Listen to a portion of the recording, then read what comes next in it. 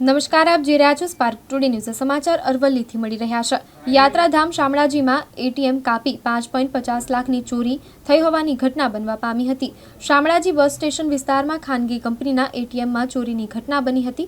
રાત્રિ દરમિયાન અર્ટિગા કારમાં આવેલા 5 શખ્સોએ ચોરી કરી હતી. ગેસ કટરથી એટીએમ કાપી આશરે 5.50 લાખની રોકડ ચોરી ગયા હતા.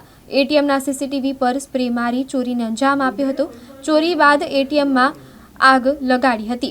હથિયારો સાથે આવેલા 5 ચોરોએ લાખોની ચોરી કરી હતી. ખાનગી કંપનીના એટીએમમાં કોઈ ચોકીદાર હાજર ન હતો. ચોરી કરનાર શખ્સોની કાર સીસીટીવી કેમેરામાં કેદ થઈ છે. શામળાજી પોલીસે સમગ્ર મામલે તપાસ હાથ ધરી છે. એફએસએલની ટીમ બોલાવી આગળની કાર્યવાહી હાથ ધરાશે. હજારો યાત્રાળુઓ શામળાજીમાં આવતા હોય ત્યારે સુરક્ષા સામે અનેક સવાલો ઉઠી રહ્યા છે. મારું નામ મોડ પટેલ કૃષ્ણકાંત છે. હું જાપતી દેરાનો રહેવાસી છું. મારું આ હિટાચી એટીએમમાં હું ફ્રેન્ચાઇઝી ઓનર છું.